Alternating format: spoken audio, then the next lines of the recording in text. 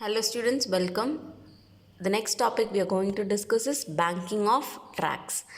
Banking of tracks is that when you have the circular roads or circular tracks, you could have seen that the edges of the roads is slightly raised when compared to the inner edges. It will be like this slanting. Okay, this is called as banking of tracks.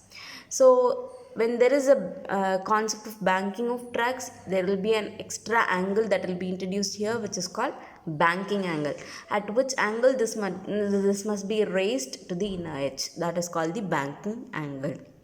Okay, so that this banking of roads are done because, as we have seen already, when a vehicle is moving in a circular track, the frictional force between the wheels of the vehicle and the road will provide the centripetal force. Okay, the centripetal force, road is like this, and the centripetal frictional force will be providing the centripetal force. The centripetal force will be making the vehicle to move towards the road. Okay, it will be moving in the innerward direction. If it is that case, the frictional force depends upon the external factors also. When you have a rain, the road will become slippery. Then the friction will become lesser in this case. Then the frictional force will not hold the car in that position itself. Then what will happen? The centripetal force will increase. Okay, that is, there will not be friction. Friction இல்லாமல் போச்சுன்னா car என்னாகும், ரொம்ப slippery ஆகிடும். So ஈஸியாக இந்த force உள்ளே இருக்க force வந்து ரொம்ப ஜாஸ்தி ஆகிட்டு காரை இப்படி உள் நோக்கி இழுக்க ஆரம்பிச்சிடும். விச் மீன்ஸ் கார் இப்படி திரும்பும் போது இப்படி உள்ளே போய் ஸ்லிப் ஆகி கீழே விழுந்துடும். Which is the car will skid. So in that case, suppose if the roads become slippery, there will not be friction, then the force will be higher, then there is a possibility for the car to skid or a vehicle to skid. So to avoid that, because we cannot judge, it is the frictional force depends upon the external factors. Okay, so to avoid that, the edges of the roads will be raised to bank. That is called the banking of roads. So this is a case where, suppose if the frictional force is not there, how this banking of tracks helps to avoid the skidding. Okay, so in that case, in what velocity the vehicle or a car to move. Okay, this is what we are going to understand with this case. So let me take the circular track. The car is making a circular motion.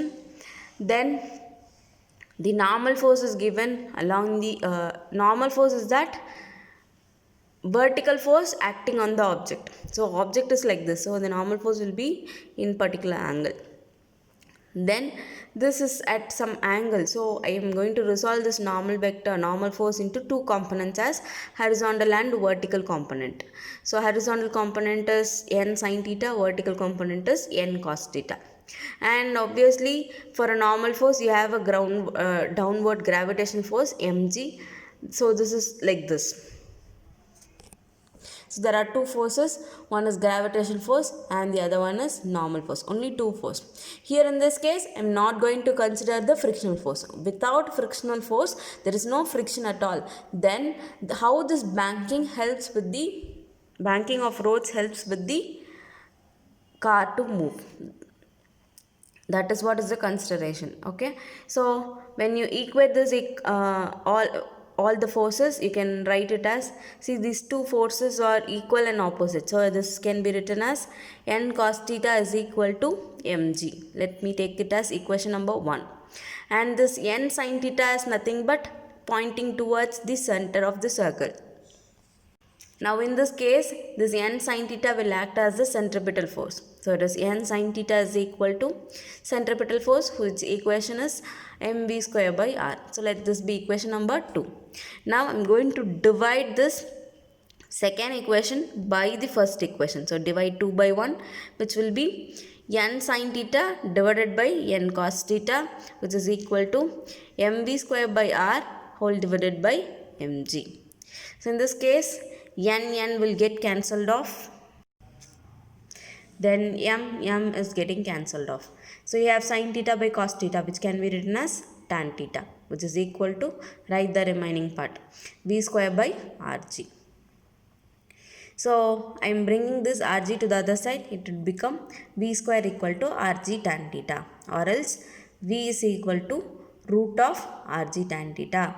So if this is the case, if the vehicle moves with this velocity or speed which is equal to this rg tan theta, then the car or the vehicle will be safe to move. If the speed is exceeding this limit, then there is a possibility for the car to skid when there is no friction.